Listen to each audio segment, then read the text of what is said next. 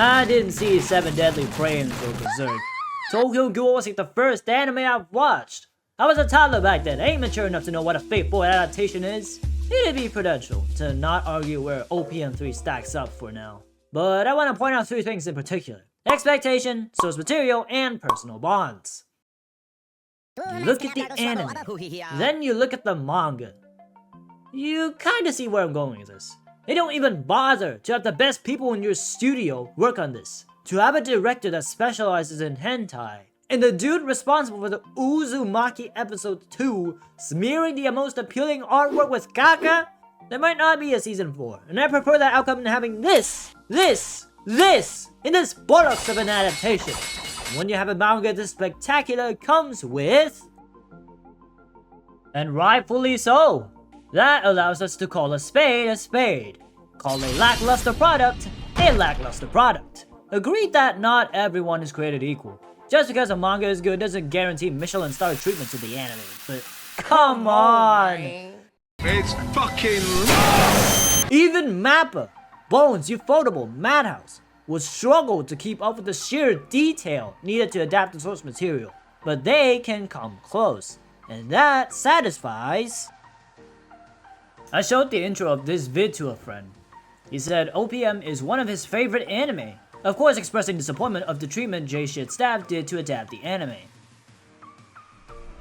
And that's when it hit me. Tens of millions are having it even worse! OPM Season 1 did an excellent job dragging people into the medium known as anime.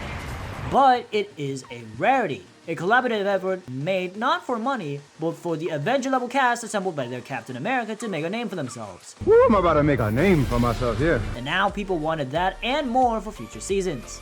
Season 2 would still be something I'd recommend, and when I learned that JC didn't have experience making an action series, along with poor scheduling, management, etc., I cut them slack and hope a different studio adapts it instead. So imagine my disappointment to see that Bandai still give JC the same treatment for Season 3. We waited 6 years and the quality decreased 6-fold. Just imagine what this will do to everybody who lives, eats, sleeps, makes One Punch Man content. The more episodes they drop, the more difficult it is to defend them. It's more logically favorable to call them out in every single detail of these episodes. You progressively saw that in my vid. It hurts! JC outsourced Isekai with titles longer than the fucking wait time for Season 3 itself, and it turned out better than 3 Frame Man over here. We have not heard of OPM for 4 years. The special announcement comes around, looks decent, another year passed, for 43-second PV. And they only dropped some trailers weeks before release, and they all showed stills. Usually a teaser trailer puts together hype moments to build up, well, hype, anticipation, expectation. Look at Gachiakutas, Dondodons, or any anime that has action as a focus. You'd immediately see the difference. The fact they only picked stills in the trailer should sound alarm bells everywhere! I think Bandai saw the horrible reception of OPM Season 2 and tried pitching it to other studios, but probably kept the same ass-tight schedule. Other studios said, nah, we actually have standards. So Bandai resorted to old reliable JC staff, who probably did the job for pennies. But why would JC staff agree to this? Cause they agree to everything. What the f is Milky Holmes? That's probably 1-to-1 to whatever happened, plus the harassment. If they deliver below par, let alone Season 3 level, that will happen to Mappa staff, Ufotables, Boneses, whoever decided to take on the production. But JC is capable, so why the f do Bandai lives and dies with the deadlines that can't even meet the standard? Bandai doesn't even make money from the show. Half that shit's being watched illegally. They make money from the merch and Blu-ray sales afterwards. The anime is just one big giant ad for those. So their goal is to shrink the budget as small as possible to bleed as little money as possible. Fanimations, the ones parodying the absolute state of its anime, has more promise in 10 seconds than a 24-minute episode. What the dog? Moving manga was more dynamic than the animation. AI improving on it slightly. Where was saying that specifically will anger the animators and all the people that appreciate Raw, but bro! Fan animation simply just cannot beat out the anime made by a professional studio that easily. With insiders making low-key out-of-touch comments like these, what's there to say no to? So what can we do to change? Not the boycott Bandai movement. They ain't flinching considering Dragon Ball, Naruto, One Piece, MHA, SAO, Gundam, Digimon, Pac-Man has their name somewhere.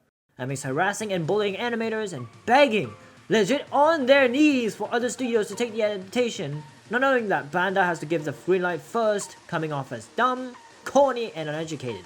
They removed like the Great Plains Locust Plague in the 1870s, ravaging crops in the US and Canada. For those of us who remember. Voicing your frustrations directly to the IP and making videos to spread awareness is a start. But it can only be executed right if you do it with as much good faith as possible. I do see creators forming OPM drama by grifting around the fact that the animators were the problem, then switch to Bandai's the problem, then when that's now the common sentiment, they switch right back to firing the animators responsible.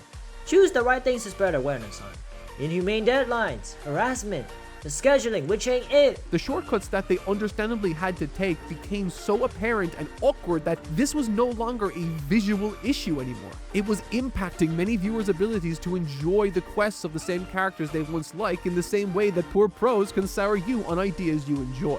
Japan's toxic work culture. These problems ain't new. It just rears out his ugly head differently each time. If you want to hit them where it hurts, cancel subscriptions. Don't buy any of their products. And certainly not the Blu-ray versions either, even though it's refined. You can also take it up a notch by not watching any other Bandai anime if you feel so inclined. Personally, if you're doing that, you're kind of missing out, but like, alas. About JC, even though you have to make as many anime as possible, it comes to a point, man. Just identify and avoid landmines like this next time.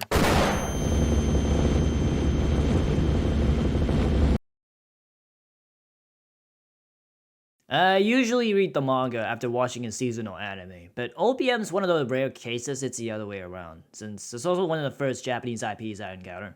So to see shit like this unravel, at my ripe age, quite the XP. Whether all this will be for better or worse is not my say, but amidst all the chaos, I want to make a promise. To be as objective as I can.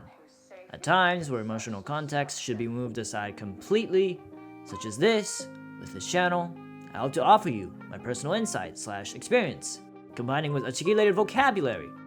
Most importantly, none of my videos will ever be made if I don't mean every single word I say. It always comes from a place of wanting to better myself and others around me. Now, you can always rebuttal with, everybody says shit like that!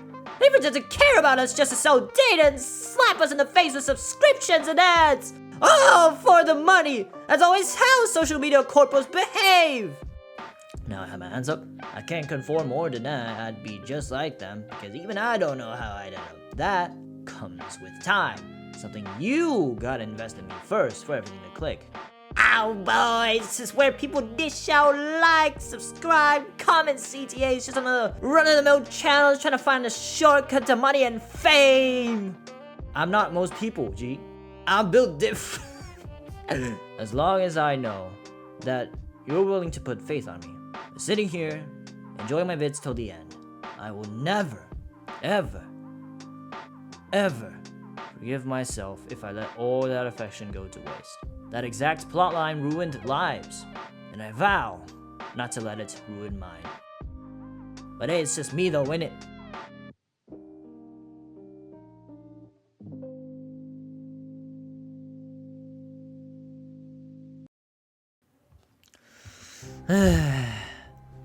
Oh boy, welcome to my first time ever talking over an end screen. I had fun making this. I had more motivated than I initially thought I would, I'll be real. It's always a fun time scripting and blending satire in the editing process. If you want a conclusive statement out of this fiasco, OPM 3 is the worst adaptation so far because of the expectation, poor prod choices, a fuck-ass community / IP owner, the outrage / context / coverage that comes with it, and the emotional connection people vividly pride themselves upon.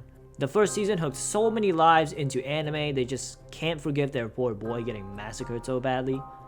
Especially manga readers like myself, knowing that the story is escalating into its highest with stunning panels, detailed choreography, narrative significance, and lots more. Knowing that JC is capable and the fact people waited 6 years for this just adds more salt to the burning bacteria-infected rash the community feels. And to think this is the shit they dish out for the anime's 10th year anniversary. A decade! You know how much things can change in 10 years? I don't want to even look at my toddler ass 10 years ago. You look around your shoulders and fear now that your anime is next. Or that one. Or this one. Anyways, like, sub, comment, whatever makes you comfortable. If you want to support, watch some of my vids. It'd mean a lot. Like, genuinely. Hey, I'm going for now.